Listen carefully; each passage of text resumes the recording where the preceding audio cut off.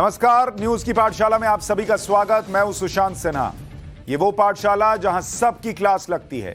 खबर का हर चैप्टर विस्तार से खुलता है ताकि आप उस खबर के मास्टर होकर निकल सके। और आज कौन कौन से चैप्टर खोलने वाला हूं, सबसे पहले आपको वो बता दूं। केजरीवाल के शिक्षा मॉडल में क्या बच्चे टॉयलेट में पढ़ते हैं?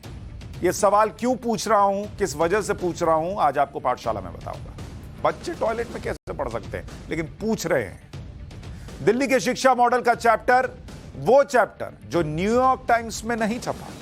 न्यूयॉर्क टाइम्स वाली खबर आपको याद है ना, दिल्ली का शिक्षा मॉडल, लेकिन उन्होंने जो नहीं छापा आज हम बताएंगे। गुजरात में केजरीवाल क्या मोदी को जितवाएंगे, कैसे कहना पड़ रहा है ये भी बात होगी। और गुलाम नबी आजाद का इस्तीफा कश्मीर में हिंदू सीएम बनवाएगा क्या? नोएडा के 2 टावर गिराने वाली टेक्नोलॉजी का चैप्टर भी खोलूंगा। लेकिन पाठशाला में सबसे पहले दिन भर की सारी बड़ी खबरों का एक साथ रिवीजन।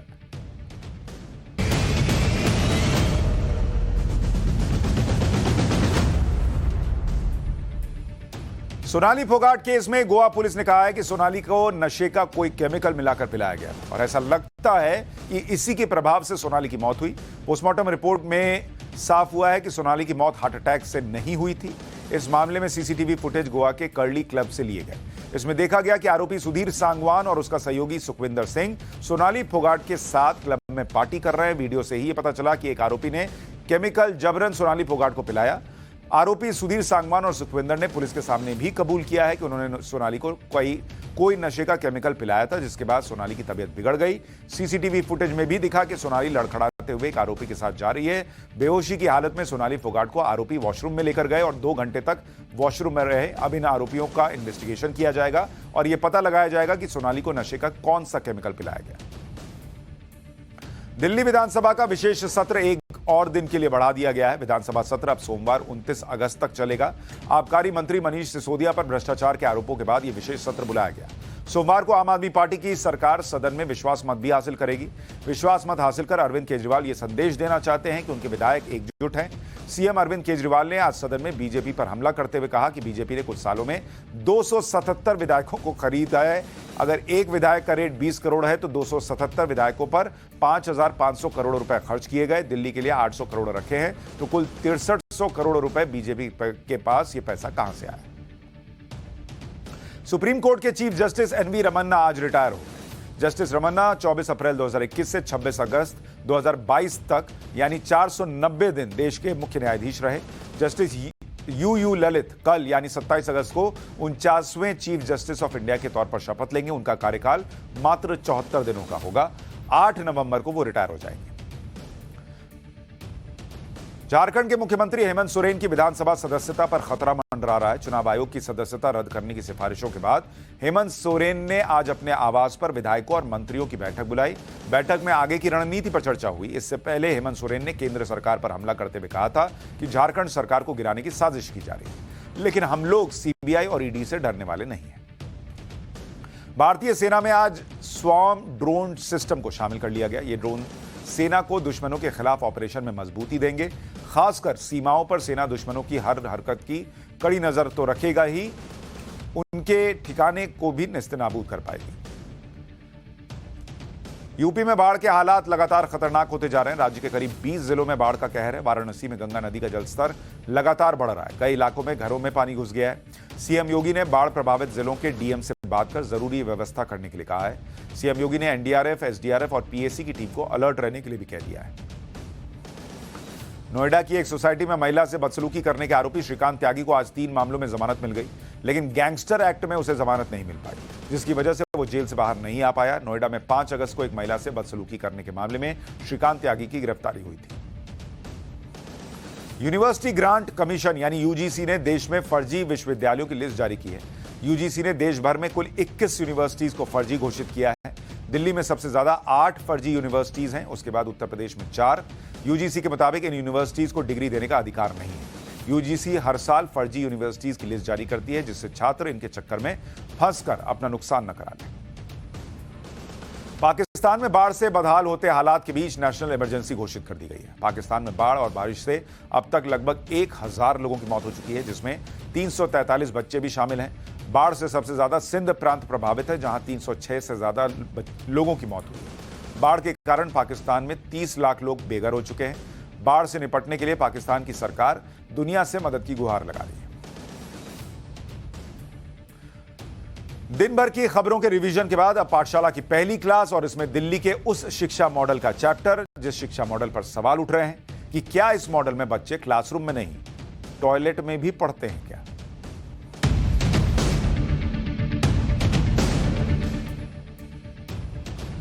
दिल्ली के मुख्यमंत्री अरविंद केजरीवाल अपने शिक्षा मॉडल की सियासी मार्केटिंग करते रहे, दुनिया को बताते रहे कि दिल्ली में शिक्षा के क्षेत्र में क्रांति आ गई।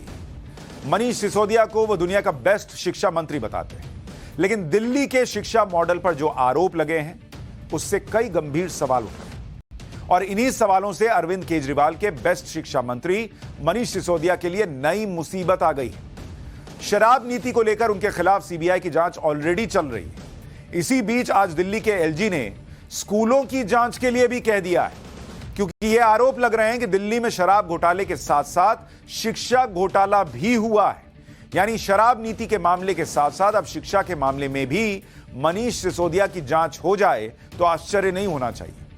दिल्ली के स्कूलों से जुड़ा नया मामला क्या है, एलजी ने क्यों स्कूलों की जांच के लिए कहा है, इसकी डिटेल आज आपको मैं पाठशाला में बताने जा रहा हूं। दिल्ली के स्कूलों में घोटाले के आरोपों का यह मामला सीवीसी यानी सेंट्रल विजिलेंस कमीशन की रिपोर्ट से उठा और वो रिपोर्ट इस वक्त मेरे पास मौजूद है। ये वो रिपोर्ट है जिसके आधार पर एलजी ने चिट्ठी लिखी है कि इस मामले में क्या हुआ, और ये वो रिपोर्ट है जो किसी न्यूयॉर्क टाइम्स में नहीं छपी बॉस। सीवीसी की इस रिपोर्ट में क्या कहा गया है ये मैं आपको बताता हूं। इसमें कहा गया है कि 30 अप्रैल 2015 को शिक्षा विभाग ने दिल्ली के मुख्यमंत्री, डिप्टी सीएम यानी मनीष सिसोदिया और पीडब्ल्यूडी मंत्री के सामने एक प्रेजेंटेशन रखा। तब दिल्ली के मुख्यमंत्री केजरीवाल जी ने इस बात पर चिंता जताई कि एक क्लासरूम में 50 से ज्यादा बच्चे पढ़ रहे हैं और उन्होंने अतिरिक्त क्लासरूम बनाने के निर्देश दिए। दिल्ली में 207 ऐसे स्कूल थे जहां स्टूडेंट और क्लासरूम का जो रेशियो होता है कि मतलब एक क्लासरूम में कितने बच्चे पढ़ रहे हैं वो 50 से ज्यादा था, यानी एक क्लास में 50 से ज्यादा बच्चे पढ़ रहे थे। यह तय किया गया कि जिन 207 स्कूलों में स्टूडेंट क्लासरूम रेशियो 50 से ज्यादा है वहां पर 2526 एक्स्ट्रा क्लासरूम बनाए जाएंगे। इन 207 स्कूलों में से 14 स्कूलों में पायलट प्रोजेक्ट के तहत 121 क्लासरूम बनाए जाने थे। बाकी स्कूल में कहा गया कि पीडब्ल्यूडी को काम सौंप दी। इन 14 स्कूलों के अलावा जो 193 स्कूल बचे थे उनमें पीडब्ल्यूडी को 2405 अतिरिक्त क्लासरूम बनाने के लिए कहा गया कि बनाइए 2405। इस पर पीडब्ल्यूडी ने कहा कि हमको भी सर्वे कर लेने दीजिए, हम भी देखें कि कितनी जरूरत है।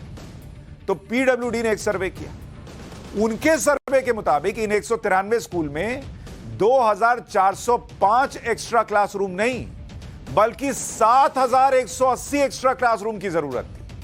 यानी पीडब्ल्यूडी ने जो अंदाजा लगाया वो तय क्लासरूम जो दिल्ली सरकार अंदाजा लगा रही थी उससे 3 गुना ज्यादा था, क्योंकि पीडब्ल्यूडी ने अपनी रिपोर्ट में यह भी बताया कि स्कूलों में मल्टीपर्पस हॉल्स, टॉयलेट्स, लेबोरेटरी और म्यूजिक रूम को भी क्लासरूम की तरह चलाया जा रहा था। अतिरिक्त क्लासरूम बनाने के इस प्रोजेक्ट को रिव्यू करने के लिए 21 जून 2016 को एक बैठक हुई। बैठक में पीडब्ल्यूडी मंत्री ने architect firm Babbar and Babbar associates के चर्चा के बाद यह फैसला लिया कि प्रोजेक्ट का दायरा जो है उसको बढ़ा दिया जाएगा। आगे इसमें अतिरिक्त काम को जोड़ा गया, जैसे रेन वाटर हार्वेस्टिंग सिस्टम बनाना जोड़ दिया गया, सीवेज ट्रीटमेंट प्लांट स्थापित करना जोड़ दिया गया। जो प्रोजेक्ट था उसके बारे में तो हमने आपको बता दिया कि यह हुआ कि एक्स्ट्रा क्लासरूम बनाने। अब सीवीसी के मुताबिक ये जो रिपोर्ट मैं आपको दिखा रहा हूं, सेंट्रल विजिलेंस कमीशन यानी केंद्रीय सतर्कता आयोग, उसकी रिपोर्ट के मुताबिक इसमें गड़बड़ियां क्या हुई, वो क्या कह रही है सीवीसी की रिपोर्ट, वो आपको बताता हूं। 25 जुलाई 2019 को सीवीसी को शिकायत मिली कि अतिरिक्त क्लासरूम बनाने के प्रोजेक्ट में गड़बड़ियां हुई। यह शिकायत मिली। अतिरिक्त क्लासरूम बनाने के लिए तय बजट से ज्यादा खर्च किया जा रहा है, यह किसी ने शिकायत की। तो सतर्कता आयोग को मिली शिकायत के मुताबिक प्रोजेक्ट को बेहतर तरीके से लागू करने के नाम पर कंस्ट्रक्शन कॉस्ट 90% तक बढ़ा दिया गया और इसके लिए कोई टेंडर भी नहीं निकाला गया, यह शिकायत मिली। बिना टेंडर के दिल्ली सरकार ने 500 करोड़ रुपए का बढ़ा हुआ बजट भी सैंक्शन कर दिया, यह भी आरोप लगा। क्लासरूम के कंस्ट्रक्शन की परिभाषा को इक्विवेलेंट क्लासरूम से बदल दिया गया कि क्लासरूम नहीं लेकिन क्लासरूम के इक्विवेलेंट मतलब क्लासरूम के जैसे, यह परिभाषा जोड़ दी गई, यह भी आरोप लगा। अतिरिक्त क्लासरूम के निर्माण में सरकारी नियमों के उल्लंघन का आरोप लगा। सीपीडब्ल्यूडी के वर्क मैनुअल का उल्लंघन हुआ, यह आरोप लगा। जो क्लासरूम बनाए गए उसमें घटिया सामग्री का इस्तेमाल किया गया और काम भी अधूरा रहा। शिकायतों पर सीबीसी ने जांच की। 17 फरवरी 2020 को सीबीसी की जांच रिपोर्ट तैयार हुई जिसमें यह कहा गया कि तय प्रोजेक्ट के लिए टेंडर निकाले गए थे, लेकिन बाद में बेहतर कामकाज और एरिया बढ़ने के नाम पर जो कॉन्ट्रैक्ट दिए गए वो तय बजट से 17% से 90% ज्यादा थे। प्रोजेक्ट की कॉस्ट 326 करोड़ रुपए तक बढ़ गई जो टेंडर अमाउंट से 53% ज्यादा था।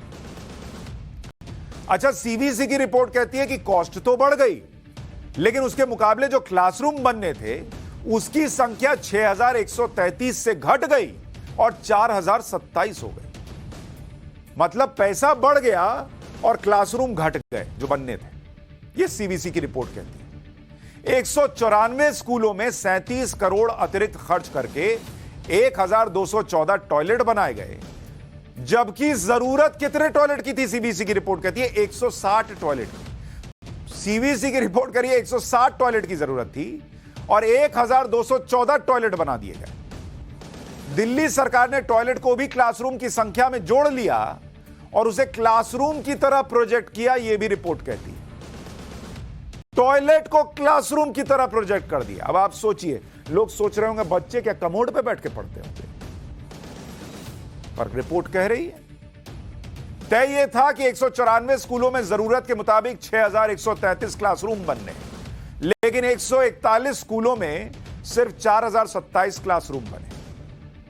एक क्लासरूम की औसत कीमत 33 लाख रुपए आई। जांच के दौरान सिर्फ 2 रेन वाटर हार्वेस्टिंग सिस्टम ही मिले, जबकि पीडब्ल्यूडी ने 29 रेन वाटर हार्वेस्टिंग सिस्टम बनाने का दावा किया था। क्लासरूम बनाने के प्रोजेक्ट में जो अतिरिक्त काम और बाकी चीजें जोड़ी गई थी उसके लिए कोई फ्रेश टेंडर नहीं निकाला गया। यह अतिरिक्त काम मौजूदा कॉन्ट्रैक्टर से ही करवाएगा। सीबीसी की जांच टीम ने पाया कि इस प्रोजेक्ट के तहत जो काम हुआ उसकी क्वालिटी भी खराब है और काम भी अधूरा है। क्लासरूम के निर्माण में सीपीडब्ल्यूडी के work manual, general finance rule और सीबीसी की गाइडलाइंस का उल्लंघन भी किया गया, यह भी आरोप लगा है। तो सीबीसी की जांच रिपोर्ट के मुताबिक अतिरिक्त क्लासरूम जो बनाए गए, वैसे तो वादा किया गया था कि दिल्ली के अंदर 500 नए स्कूल खोले जाएंगे, लेकिन स्कूल तो एक भी नया नहीं खुला। जो एक्स्ट्रा क्लासरूम बने उसमें क्या हुआ, उस पर सीबीसी की रिपोर्ट। और सीबीसी की रिपोर्ट कहती है,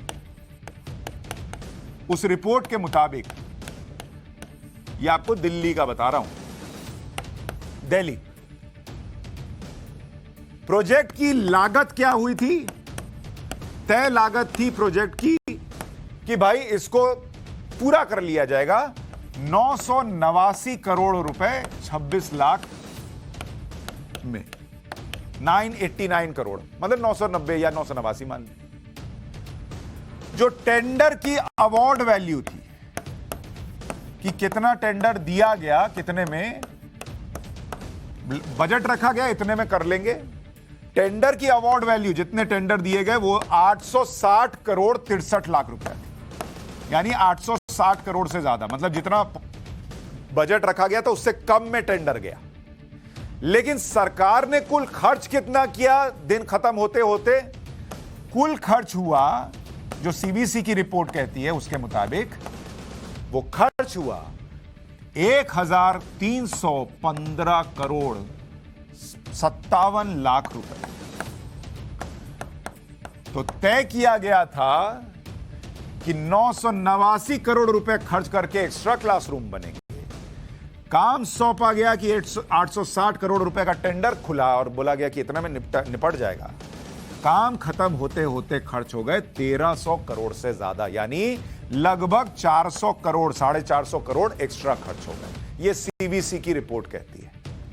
इस जांच रिपोर्ट के आधार पर सीवीसी ने यह सिफारिश की कि क्लासरूम बनाने के प्रोजेक्ट की गहनता से जांच हो। भाई सीवीसी जो है वो आपको रिपोर्ट बना के दे रहा है, फिर वो कह रहा है कि इसकी जांच कीजिए कि इतना कैसे पैसा बढ़ गया।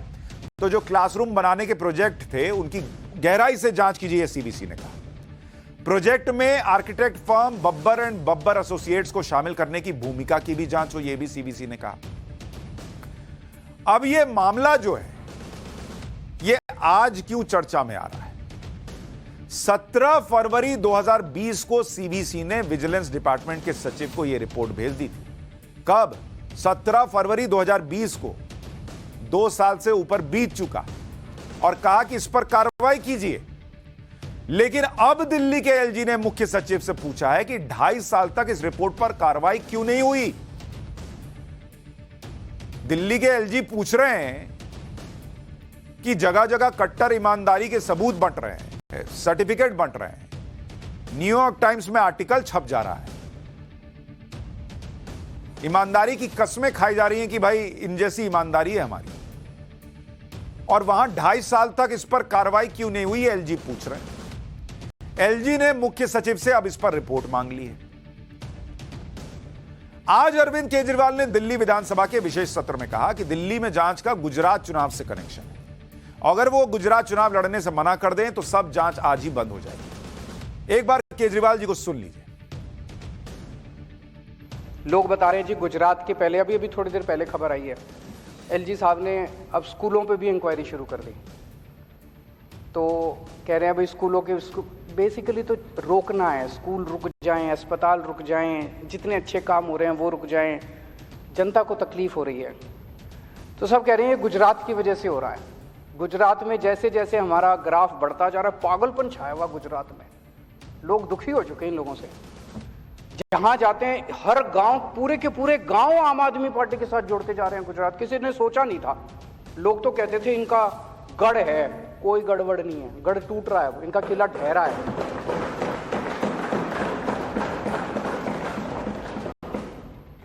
तो लोग तो यही कह रहे हैं जी दिसंबर में सरकार बनने के बाद गुजरात में इनके 27 सालों की आप इंक्वायरी कराओगे, तब तक ये इंक्वायरी करा रहे हैं दिल्ली के अंदर। अगर आज हम गुजरात चुनाव अनाउंस कर देना भाई गुजरात चुनाव हम नहीं लड़ेंगे, ये सारी इंक्वायरी बंद हो जाएगी। पहले कहा जा रहा था कि विधायक तोड़े जा रहे हैं, अब कहा जा रहा है कि गुजरात में चुनाव आ गए इसलिए दिल्ली के स्कूलों की जांच की बात हो रही है। पर अरविंद केजरीवाल जी ये नहीं बताते कि ये तो 2020 की रिपोर्ट है। तो क्या नरेंद्र मोदी सरकार, बीजेपी ने 2020 में सोच लिया था कि 2022 तक गुजरात में अरविंद केजरीवाल जो है वो स्ट्रांग हो जाएंगे, इसलिए गुजरात चुनाव के वक्त ये रिपोर्ट काम आएगी? तो 2020 में ही सीवीसी से एक रिपोर्ट बनवा लो जिसमें क्लासरूम को टॉयलेट को क्लासरूम गिनवा लो, पैसा ज्यादा खर्च हो गया ये सब लिखवा लो। ऐसा हुआ था क्या? पता नहीं, मुझे नहीं पता। अरविंद केजरीवाल जी बोल रहे तो हो सकता है हुआ। हालांकि केजरीवाल और उनकी टीम हर मामले की जांच को राजनीति से जोड़ रही है। शराब नीति में गड़बड़ी के आरोपों की जांच होती है तो कहते हैं विधायक तोड़े जा रहे हैं। केजरीवाल खुद ही विश्वास मत लाने की बातें करने लगे। क्लासरूम बनाने में गड़बड़ी के आरोपों की जांच के लिए कहा जाता है तो केजरीवाल कहते हैं कि यह सब गुजरात के लिए हो रहा है। तो हमने सोचा इस बात का भी टेस्ट करते हैं कि गुजरात में केजरीवाल कितने सीरियस पॉलिटिकल प्लेयर हैं। यह बात तो सही है कि केजरीवाल लगातार गुजरात जा रहे हैं, मेहनत कर रहे हैं, इससे भी कोई इनकार नहीं कर सकता। कम से कम केजरीवाल जी के लिए आप यह कह सकते हैं कि मेहनत कर रहे हैं। यहां तो ऐसी पार्टी के लोग भी बैठे हैं जिन्होंने पहले ही सरेंडर किया हुआ ऐसा लगता है। और जब से केजरीवाल ने पंजाब चुनाव जीता है तब से उन्हें लगता है कि जैसे उन्होंने पंजाब जीत लिया वैसे ही वो दूसरे राज्य भी जीत सकते हैं। लेकिन गुजरात और पंजाब में डिफरेंस क्या है, पहले इसको समझना पड़ेगा कि क्या अरविंद केजरीवाल पंजाब की तरह गुजरात जीत सकते हैं या नहीं। देखिए, दोनों में फर्क समझिए गुजरात और पंजाब का। पहली बात तो यह है कि गुजरात वो राज्य है जहां वर्षों से मुख्य मुकाबला बीजेपी और कांग्रेस के बीच होता रहा है। 25 साल से ज्यादा समय से सत्ता में बीजेपी और मुख्य विपक्ष कांग्रेस है।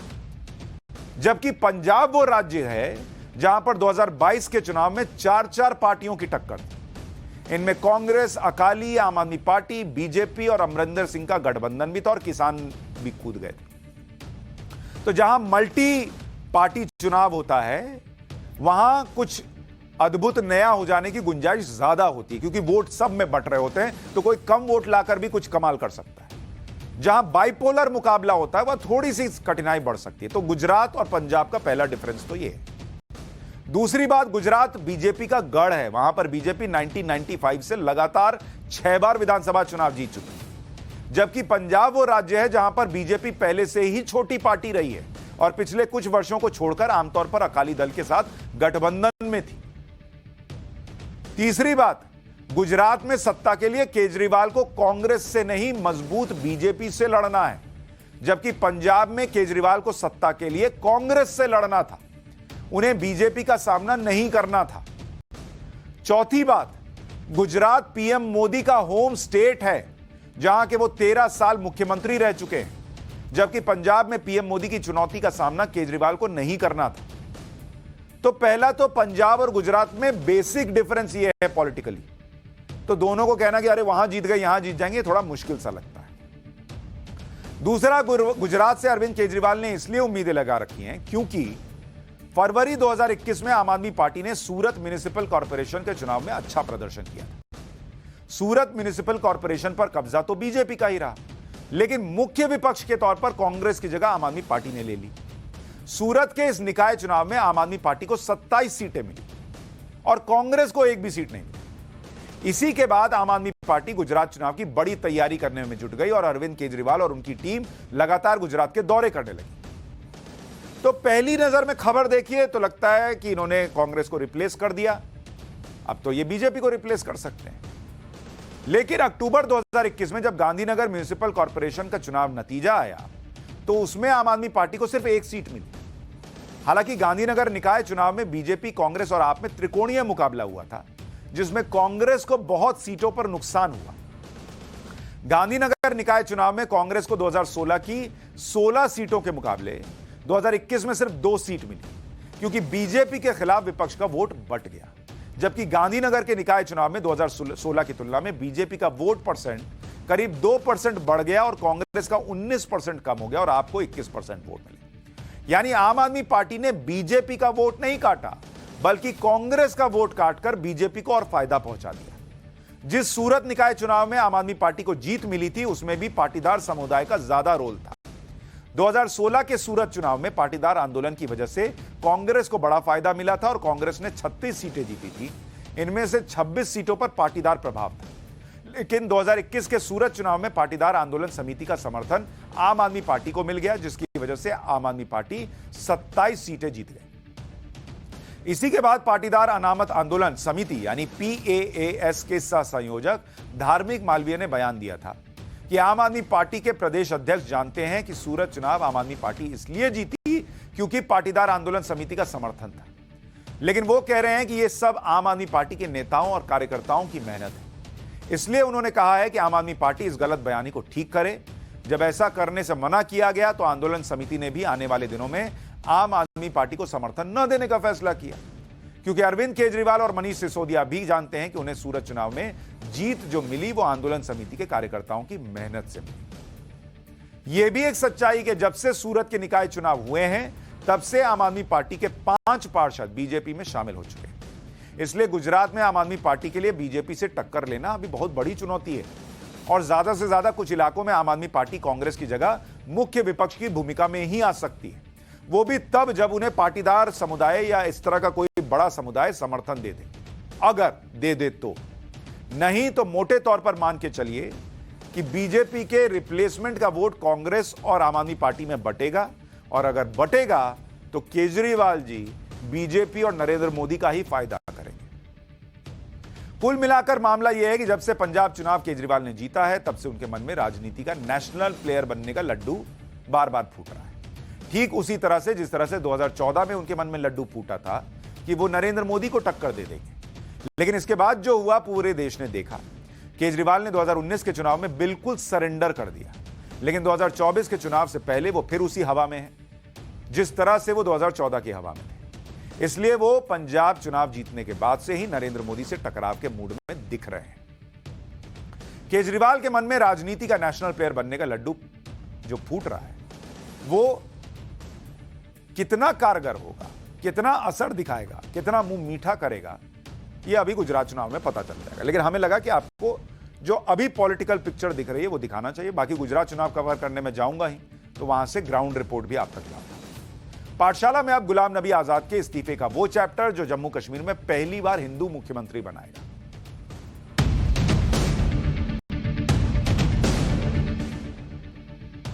करीब 5 दशक तक कांग्रेस में रहने के बाद आज गुलाम नबी आजाद ने कांग्रेस पार्टी से इस्तीफा दे दिया। अपने इस्तीफे में उन्होंने राहुल गांधी के लिए बहुत कुछ लिखा, लेकिन इसमें कुछ नया नहीं है। पहले भी कांग्रेस छोड़कर जाने वाले कई नेता राहुल गांधी के लिए ऐसी बहुत सी बातें लिख चुके हैं। तो आप ये सोचते हैं कि लिख दिया और पार्टी में कुछ बदलाव हो जाएगा, ये नहीं होगा। लेकिन जो बड़ा सवाल है वो ये कि क्या गुलाम नबी आजाद के इस्तीफे से अब जम्मू कश्मीर में कुछ ऐसे समीकरण बन सकते हैं जिससे वहां पहली बार हिंदू मुख्यमंत्री बन जाए। ऐसा हम क्यों कह रहे हैं, इसे समझने के लिए गुलाम नबी आजाद का फ्यूचर प्लान आपको समझना होगा। इस्तीफे के बाद गुलाम नबी आजाद से टाइम्स नाउ भारत की editor in chief Navika Kumar ने फोन पर बात की, तो गुलाम नबी आजाद ने उन्हें बताया कि वो किसी दूसरी पार्टी में शामिल नहीं होंगे, बल्कि जम्मू कश्मीर में अपनी नई पार्टी बनाएंगे। वो स्थानीय नेताओं के साथ मिलकर जम्मू कश्मीर के लोगों को नया विकल्प देंगे। यानी जम्मू कश्मीर में एक नई पार्टी की एंट्री होने वाली है। आपको यह समझाऊं कि गुलाम नबी आजाद के इस्तीफे और हिंदू सीएम का कनेक्शन क्या है, उससे पहले आप जम्मू कश्मीर का मौजूदा जो गणित है, जो परिस्थिति है, उसे समझ लीजिए। जम्मू कश्मीर में इसी साल अंत तक विधानसभा चुनाव होने की उम्मीद है। अब वहां परिसीमन हुआ है, इसके बाद यह राज्य का पहला चुनाव होगा। नए परिसीमन में जम्मू क्षेत्र में सीटों की संख्या बढ़ी है। पहले जम्मू कश्मीर में मुस्लिम बहुत सीटें ज्यादा थी, अब हिंदू बहुत सीटों के बढ़ने से अंतर कम हो जाएगा, जिससे जम्मू कश्मीर में हिंदू सीएम बनने की संभावना ऑलरेडी बढ़ गई है। जहां कभी हिंदू सीएम बना ही नहीं, सिर्फ मुसलमान ही मुख्यमंत्री बनते रहे। अब आंकड़ों से भी आप समझिए कि पहला खेल तो वहां से बदला जब परिसीमन आयोग ने जम्मू कश्मीर को लेकर सिफारिश की। जम्मू कश्मीर में हुआ क्या, परिसीमन आयोग ने जो, अगर आप देखेंगे कि भाई वहां पर परिस्थितियां बदली कैसे परिसीमन के बाद। जम्मू कश्मीर में परिसीमन से पहले विधानसभा की सीट थी कि भाई वहां पर जो परिसीमन हुआ उसके पहले अगर आप देखेंगे से पहले कितनी सीट थी, वहां पर परिसीमन से पहले विधानसभा में 87 सीट, 87 सीट वाली विधानसभा थी। अब कितनी है, और इसमें से अगर आप देखिएगा तो 37 सीट जो है वो जम्मू में थी। एक मिनट, हाँ, जम्मू में 37 सीट थी और कश्मीर के अंदर 46 कश्मीर में थी, और तीसरा जो मामला था वो लद्दाख का था, 4 सीट लद्दाख में थी। तो अब क्या हुआ, केंद्र शासित प्रदेश बनने के बाद लद्दाख की जो ये 4 सीटें हैं वो जम्मू कश्मीर विधानसभा से कम हो गई। तो ये जो 87 सीट थी ये घटकर हो गई 83 सीट, 4 सीट उसमें से निकल गई। परिसीमन आयोग की सिफारिश से 7 सीट जो है वो बढ़ गई। जम्मू क्षेत्र में अब आप देखिएगा तो जम्मू में 37 से +6 हो गई तो बढ़कर 43 सीट हो गई। यह है अब परिसीमन के बाद। और कश्मीर क्षेत्र में 1 सीट बढ़ी, तो कश्मीर में कितना हुआ, वहां पर कितना था, 46 था, तो 46 + 1 = 47 हो गया। ठीक है, यानी कुल सीट जो है वो अब अगर आप देखिएगा तो कुल सीट हो गई 90 सीट। यानी जम्मू और कश्मीर में जो पहले सीट का फर्क था वो करीब 9 सीट का फर्क था, अब वो जो हो गया 47 और 43, मात्र 4 सीट का फर्क रह गया। यानी हिंदू बहुल जम्मू में सीटें बढ़ रही हैं सबसे, जिससे हिंदू सीएम बनने की संभावना बढ़ी है। सिर्फ इतना ही नहीं, कुछ दिन पहले ही चुनाव आयोग ने कहा था कि देश के दूसरे हिस्से से जम्मू कश्मीर जाकर जो लोग काम कर रहे हैं पढ़ाई कर रहे हैं, मजदूरी कर रहे हैं, जम्मू कश्मीर में सुरक्षा में लगे हैं, वो सभी वोट डाल सकते हैं। ऐसा हुआ तो क्या बदल जाएगा वो भी समझिए। 2019 के लोकसभा चुनाव के हिसाब से अगर मतलब जो लोग वहां काम कर रहे हैं वो वोट डालने लगे, तब क्या परिस्थिति बनेगी वो आप देखिए। 2019 के लोकसभा चुनाव के समय की बात करें तो जम्मू कश्मीर और लद्दाख में, J&K प्लस लद्दाख, यहां वोटर थे 78,40,000, इतने वोटर थे ये 2019। अब इसमें से लद्दाख अलग हो गया, इसको काट दीजिए तो जम्मू कश्मीर में कितने वोटर बच गए? 76,70,000, इतने वोटर बच गए।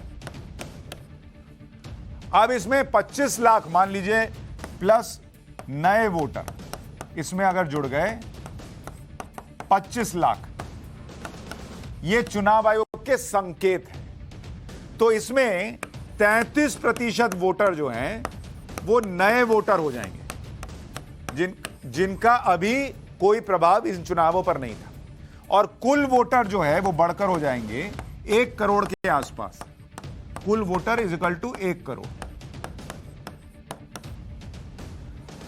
तो जो नए वोटर जुड़ेंगे वो भारत के दूसरे हिस्से से जम्मू कश्मीर में आए। इससे इस बात की संभावना है कि वो हिंदू बहुल इलाके में होंगे या उससे प्रभावित हो सकते हैं। अब इसका एक और गणित आपको बताता हूं। जम्मू कश्मीर में 2014 में विधानसभा की कुल 87 सीटें थी और बहुमत के लिए 44 की जरूरत थी। कुल वोटर थे 73 लाख से ज्यादा, वोट पड़े थे 48 लाख से ज्यादा, यानी करीब 66%। तो कितने वोट पर बहुमत मिल गया था? लगभग 20 लाख वोट पर, यानी 25%। बीजेपी को कितना मिला था? 25 सीट मिली थी, कुल वोट थे 11 लाख के करीब।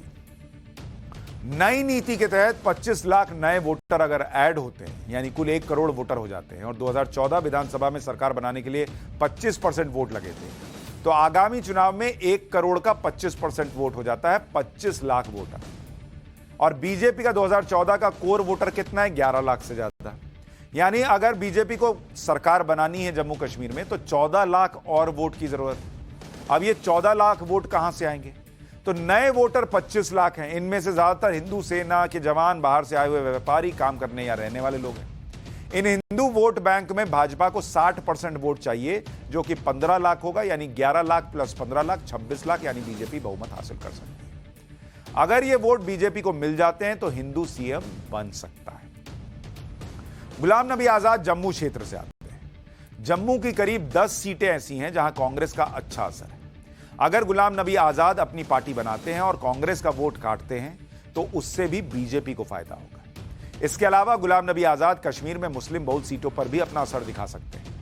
अगर कश्मीर में गुलाम नबी आजाद कुछ सीटें जीतने में कामयाब हो गए तो सरकार बनाने में उनकी भूमिका अहम हो सकती है।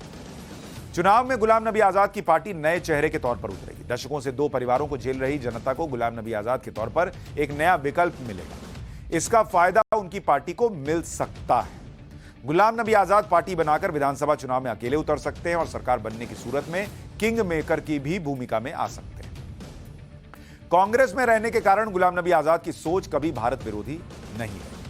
ऐसे में अगर जम्मू कश्मीर के चुनाव में बीजेपी बहुमत के आसपास पहुंच जाती है और नई सरकार बनने की स्थिति में आती है तो संभव है कि अलगाववादी पार्टियों के साथ जाने के बदले गुलाम नबी आजाद बीजेपी के साथ जाए। ऐसा हम क्यों कह रहे हैं उसे समझने के लिए पीएम मोदी और गुलाम नबी आजाद के बीच की केमिस्ट्री को समझना होगा। वो केमिस्ट्री जो राज्यसभा में दोनों नेताओं के बीच तब देखने को मिली थी जब गुलाम नबी आजाद राज्यसभा से रिटायर हो रहे थे। जब आप मुख्यमंत्री थे, मैं भी एक राज्य का मुख्यमंत्री के नाते काम करता था। हमारी बहुत गहरी निकटता रही उस कालखंड में। शायद ही कोई ऐसी घटना मिल सकती है कि जबकि हम दोनों के बीच में कोई संपर्क सेतु ना रहा। पद, सत्ता जीवन में आती रहती है, लेकिन उसे कैसे पचाना,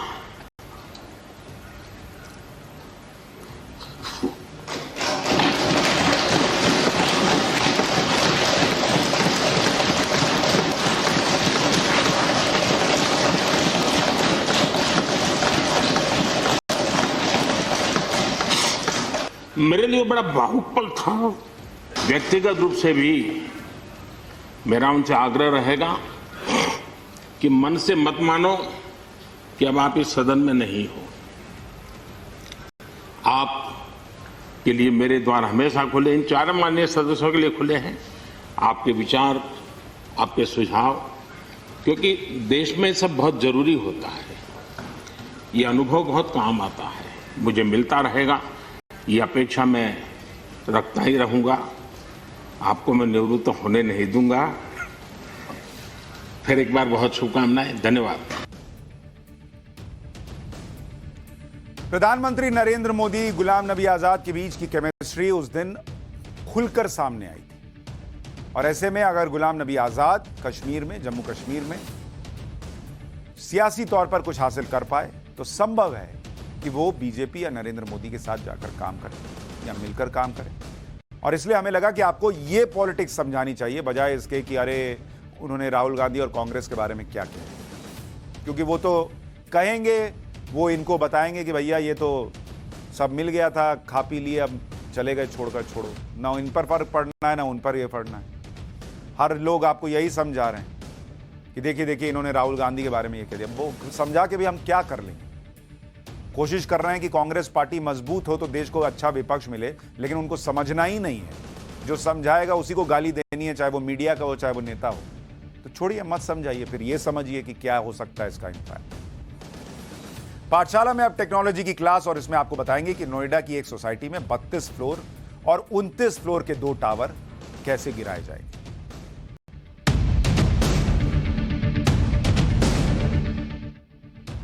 पिछले कुछ दिनों से आप नोएडा के ट्विन टावर्स के बारे में सुन रहे हो, जिन्हें 28 अगस्त यानी रविवार को दोपहर 2:30 बजे के करीब गिराया जाएगा। ये टावर्स गैरकानूनी तरीके से बनाए गए थे, जिसे गिराने के लिए सुप्रीम कोर्ट ने कहा था। लेकिन इन टावर्स को कैसे गिराया जाएगा, ये कितना बड़ा टास्क है, ये कितना बड़ा चैलेंज है, इसे गिराने में क्या टेक्नोलॉजी और क्या साइंस अप्लाई होगी, आज हम पाठशाला में इसका चैप्टर खोल रहे हैं। तो आपके छोटे छोटे बच्चे हैं, अगर साइंस वाइंस पढ़ते हैं तो उनको दिखाइए आज पाठशाला। सिर्फ ये जानना कि कैसे गिरेगा, कैसे धमाका होगा, मेरे घर में आसपास कुछ होगा या नहीं, वो सब छोड़िए, समझिए कि ये होगा कैसे। सबसे पहले आपको समझाते हैं कि आखिर इन 2 टावर को गिराना कितना बड़ा चैलेंज है। पहला चैलेंज ये है कि ये दोनों टावर बहुत मजबूती से बनाए गए थे और इन दोनों टावर को बनाने में 4000 टन स्टील और आयरन लगा हुआ है। इसमें सीमेंट के जो पिलर्स हैं वो सामान्य पिलर्स से कहीं ज्यादा मोटे और चौड़े हैं। इनमें काफी बड़ी मात्रा में स्टील और सरिया का इस्तेमाल किया गया है। ये टावर्स इसलिए भी मजबूत बनाए गए थे क्योंकि नोएडा भूकंप के सेस्मिक जोन 4 में आता है, जिसका मतलब यह है कि नोएडा में भूकंप का खतरा ज्यादा है। इसी वजह से नोएडा में नई और बड़ी इमारतें भूकंप रोधी तकनीक से बनाई जाती हैं और वो सामान्य इमारतों के मुकाबले ज्यादा मजबूत होती हैं। इस मजबूती की वजह से इन दोनों टावर को गिराना बहुत बड़ा टास्क है।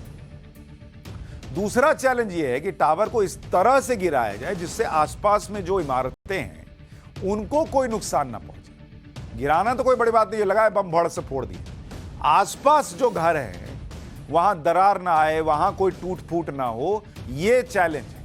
क्योंकि जिस सोसाइटी के इन दोनों टावर को गिराया जाना है उस सोसाइटी में ही इन टावर के ठीक बगल में कई दूसरे रेजिडेंशियल टावर, सिर्फ 9 मीटर की दूरी यानी 30 फीट से भी कम दूरी पर दूसरे टावर। इसलिए जिनके पास टावर को गिराने की जिम्मेदारी है उनके पास गलती की कोई गुंजाइश नहीं है, स्कोप नहीं, क्योंकि एक गलती से बहुत ज्यादा नुकसान हो सकता है। मार्जिन ऑफ एरर नहीं है।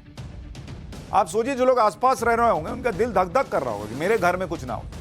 इसलिए हमने आज ये चैप्टर खोला। इन टावर्स की ऊंचाई 100 मीटर से ज्यादा है। कुतुब मीनार भी 73 मीटर ऊंचाई की है, यानी कुतुब मीनार से भी काफी ऊंची और मजबूत इमारत को गिराया जाना है।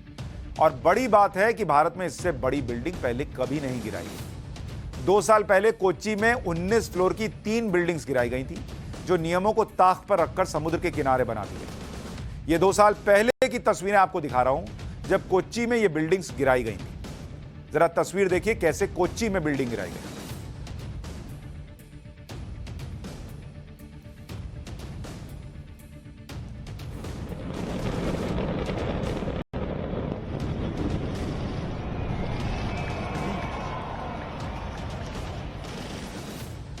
अब कोच्चि में जो बिल्डिंग गिराई गई थी उसमें एक बात तो यह थी कि आसपास और कोई बिल्डिंग नहीं है। और इसे जेट डेमोलिशन नाम की कंपनी ने गिराया था। इस कंपनी को नोएडा के ट्विन टावर गिराने की जिम्मेदारी मिली है और यह कंपनी पहले भी दुनिया की कई बड़ी इमारतें गिरा चुकी है। 2 साल पहले ही इसने अबू धाबी में 144 फ्लोर के मीना प्लाजा को गिराया था। मीना प्लाजा बिल्डिंग को रेनोवेशन प्लान के तहत गिराया गया था। यह उसकी तस्वीर है। तो एक तो जो लोग आसपास डरे हुए हैं वो कम से कम इतना निश्चिंत रहें कि जो कंपनी गिराने वाली है उसके पास अनुभव है। ये आपको तस्वीर दिखा रहा हूं कैसे मीना प्लाजा अबू धाबी में गिरा दिया गया था।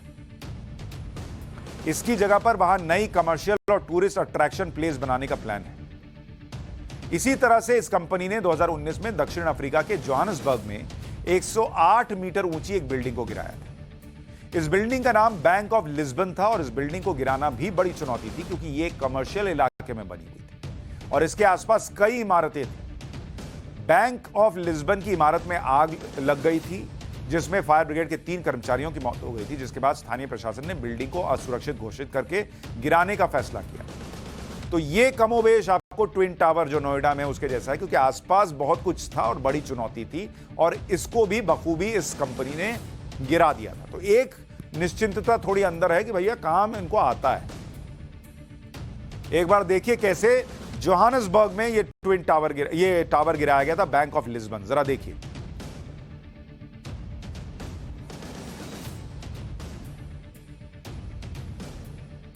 ताश के पत्तों की तरह पूरी इमारत जो है वो धराशायी हो गई और आसपास कुछ भी नहीं हुआ।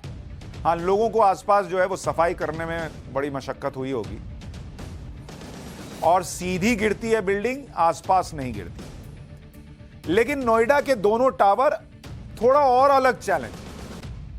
कैसे ये गिराए जाएंगे, इसकी टेक्नोलॉजी और इसके पीछे का विज्ञान आपको समझना जरूरी है। इस तरह की बिल्डिंग को कंट्रोल्ड ब्लास्ट करके गिराया जाता है। कंट्रोल्ड ब्लास्ट का मतलब यह होता है कि गिराए जाने वाली बिल्डिंग से कोई और नुकसान ना हो। बिल्डिंग को गिराए जाने के लिए जो ब्लास्ट किया जाए उससे दूसरी इमारतें ना गिर जाएं, जो मलबा निकले वो ज्यादा दूर तक ना जाए। इस तरह की बिल्डिंग को गिराने के लिए ब्लास्ट का डिजाइन तैयार किया जाता है। नोएडा के टावर गिराने के लिए जो ब्लास्ट डिजाइन तैयार किया गया है उसके बारे में थोड़ा आपको बता दूं। नोएडा के सेक्टर 93 में सुपरटेक एमराल्ड कोर्ट में ट्विन टावर्स बने। एक एपेक्स टावर है और दूसरा सीएन टावर। एपेक्स टावर में 11 फ्लोर्स को मुख्य तौर पर चिन्हित किया गया है। इन 11 फ्लोर्स पर हर कॉलम में एक्सप्लोजिव फिट किया गया है। एपेक्स टावर में 7 सेकेंडरी ब्लास्ट फ्लोर बनाए गए। 7 सेकेंडरी फ्लोर के 60% कॉलम में एक्सप्लोजिव लगाए गए।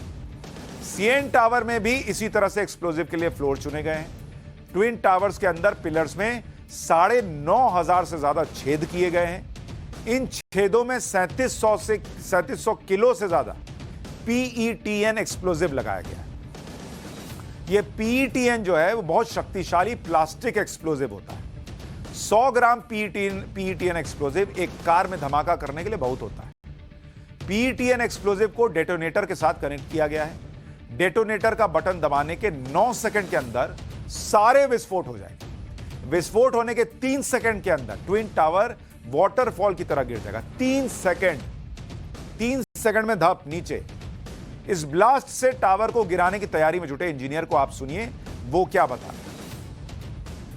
इसमें ऑलमोस्ट 9,562 होल्स पूरी बिल्डिंग्स में किए, दोनों बिल्डिंग्स में किए गए हैं और इनको PTN एक्सप्लोसिव, बड़ा लाइट एक्सप्लोसिव होता है, उससे चार्ज किया गया है। उनके साथ उसमें शॉक ट्यूब्स लगाई गई हैं जिनके साथ डिले डेटोनेटर अवेलेबल हैं। डिले डेटोनेटर्स 200 ms से लेके 7,000 ms तक के हैं। And when I will press the button, after pressing the button whole detonators it is one time get ignited and within 9 second ये सभी ब्लास्ट हो जाएंगे। और उसके बाद हमें ऐसा लगेगा ये एक बार में ब्लास्ट हुआ है, लेकिन ये जो मिली सेकेंड्स की डिलेज हैं ये उन्हीं डिलेज पे के साथ ही ब्लास्ट होंगे। और इस ब्लास्ट के बाद 9 सेकेंड के बाद विद इन 3 और 4 सेकेंड्स ये बिल्डिंग नीचे से ऊपर की तरफ just like a waterfall demolish हो जाएगी। यानी 2 से 3 सेकंड में खेला खत्म। ट्विन टावर में धमाके के बाद कितना मलबा निकलेगा और टावर डिमोलिशन की कॉस्ट कितनी है ये भी आपको बता देता हूं। धमाके के बाद मलबा ट्विन टावर कॉम्प्लेक्स में ही गिरेगा। ब्लास्ट के बाद मलबा ऊपर से नीचे की तरफ गिरेगा। धमाके से लगभग 35,000 क्यूबिक मीटर मलबा निकलेगा। इसे ऐसे समझिए कि पूरा मलबा जो गिरेगा उसको हटाने के लिए 3,000 ट्रक की जरूरत होगी। 3,000 ट्रक। ट्विन टावर के मलबे को साफ करने में 3 महीने का समय लगेगा। आपको आपके घर में जो धूल आएगी उसको साफ करने में कितना वक्त लगेगा वो आपकी कार्यकुशलता पर और आपका कौन कितना सहयोग कर रहा है इस पर भी निर्भर करेगा। मलबे से 4000 टन स्टील निकलने का अनुमान है।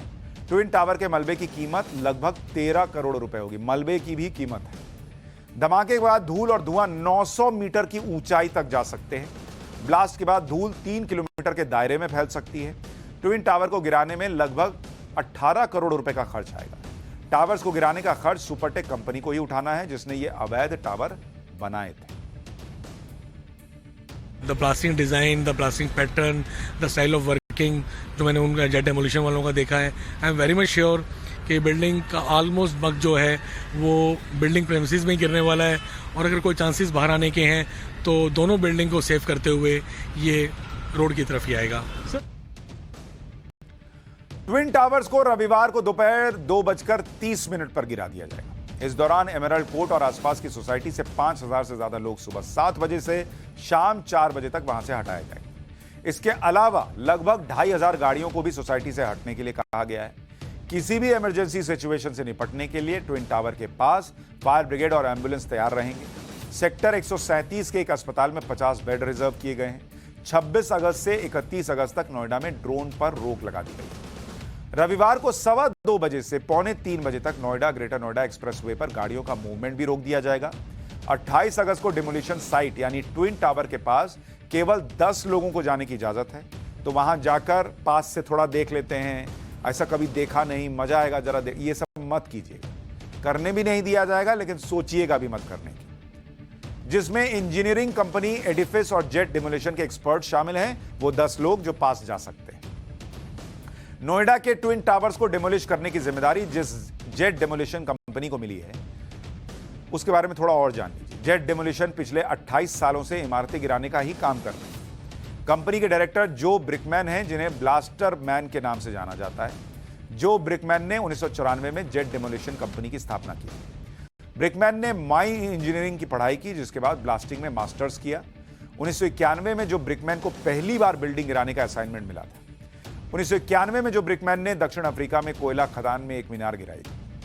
नोएडा का twin towers jet demolition company के लिए सबसे मुश्किल प्रोजेक्ट है, यह भी याद रखिए।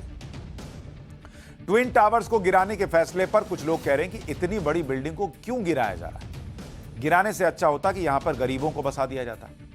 ऐसी बातें करने वालों को समझना चाहिए कि अवैध निर्माण और नियमों को अनदेखा कर तोड़कर बनाई गई इमारतों को कैसे बनाए रख सकते हैं। ट्विन टावर के निर्माण में कितने नियम तोड़े गए जरा सुन लीजिए। सुपरटेक ने नवंबर 2005 में एमराल्ड कोर्ट सोसाइटी बनानी शुरू की। सोसाइटी में 11 फ्लोर के 15 टावर्स के निर्माण की मंजूरी मिली। साल 2006 में सुपरटेक ने सोसाइटी के प्लान में बदलाव किया। सुपरटेक ने सोसाइटी में ही ट्विन टावर्स का निर्माण शुरू कर दिया। सोसाइटी के सामने ग्रीन बेल्ट में ट्विन टावर्स का निर्माण हुआ। ट्विन टावर और पास की बिल्डिंग के बीच उचित दूरी भी नहीं छोड़ी गई। ऊंची इमारतों के पास खुली जगह के नियम का उल्लंघन किया गया। ट्विन टावर के पास वाली बिल्डिंग की दूरी 20 मीटर होनी चाहिए थी, लेकिन ट्विन टावर और पास की बिल्डिंग के बीच सिर्फ 9 मीटर की दूरी। तो ये सारी नियमों की अनदेखी हुई। मामला अदालत पहुंचा, दोनों को गिरा दो कह दिया गया।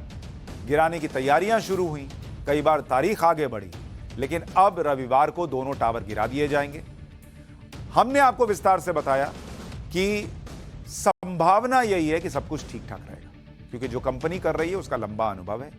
लेकिन फिर भी अगर आप आसपास के इलाके में रहते हैं तो वहां से हट जाएं। अगर आसपास के इलाके में रहते हैं तो देखने के लिए वहां पहुंच जाएं, ये काम मत कीजिए। पाठशाला में अब वीडियो ब्रेकिंग का channel. Go back to India. Why? We don't want you here. You don't want to hang out with We these people don't like want here. you here. If things are so great in your country, then stay there.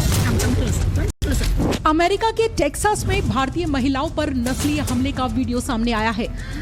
We were not talking to you. You came here. Get lost. Hurry. Come closer. Come closer. एक parking में 4 भारतीय महिलाओं के साथ Mexican American महिला ने बदतमीजी से बात की, गाली गलौज की, फिर मारपीट करने लगी। Why would you come and talk to us and make a racist comment? Now she's hitting the third person. इस महिला ने भारतीय महिलाओं को गन दिखाकर शूट करने की धमकी भी दी। Life is so great in India. Why the fuck are y'all here? Texas के डल्लास शहर में ये घटना बुधवार रात की है। भारतीय मूल की चारों महिलाएं रेस्टोरेंट में डिनर करने के बाद पार्किंग की तरफ जा रही थी। तभी ये महिला उनसे उलझने लगी, कहने लगी कि उसे भारतीयों से नफरत है और इन लोगों को अमेरिका में नहीं रहना चाहिए। आरोपी महिला का नाम एस्मेराल्डा अपटन है। पुलिस ने उसे गिरफ्तार किया। उसके खिलाफ नस्लीय हमले और आतंकी हमले की धमकी देने की धाराएं भी लगाई गयी। पहला फायर, दूसरा फायर, तीसरा फायर और फिर फायर। पीछे गाना बज रहा है और ये शख्स जश्न वाले कार्यक्रम में राइफल से फायरिंग कर रहा है। ये वीडियो आया है उत्तर प्रदेश के एटा से, जहां एक बर्थडे पार्टी में एक शख्स ने राइफल से फायरिंग की। इन शख्स के आसपास कई लोग बैठे हुए थे। भले ही आरोपी हवा में फायरिंग कर रहा हो, लेकिन गोली वहां बैठे किसी भी शख्स को लगने का खतरा है। सारे लोग फायरिंग होते हुए देखते रहे, किसी ने उसे रोकने की हिम्मत नहीं जुटाई। इस शख्स की फायरिंग के कारण स्टेज पर नाच रही दोनों लड़कियां पीछे दुबक जाती हैं। फायरिंग में अपनी जान पर खतरे को देखते हुए दोनों वहीं बैठ जाती हैं। इस वीडियो में एक और शख्स राइफल के साथ दिखता है, लेकिन उसने फायरिंग नहीं की। इस शख्स की कमर में भी एक पिस्टल नजर आ रही है। ये वीडियो 23 अगस्त का बताया जा रहा है। पुलिस ने वीडियो के आधार पर आरोपियों की पहचान कर ली है। अब उनकी तलाश की जा रही है।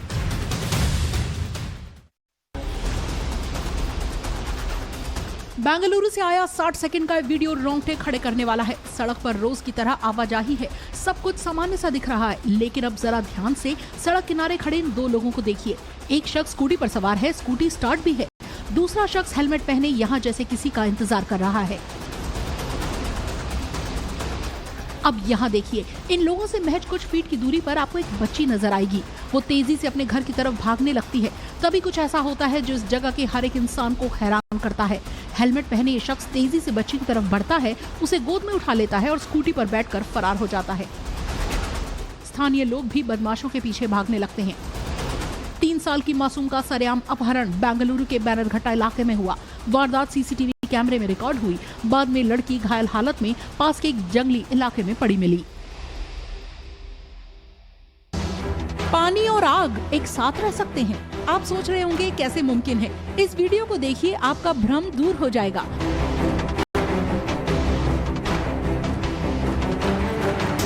आग और पानी एक साथ।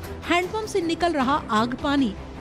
इस हैंडपंप में आग निकल रही है और साथ ही पानी भी निकल रहा है।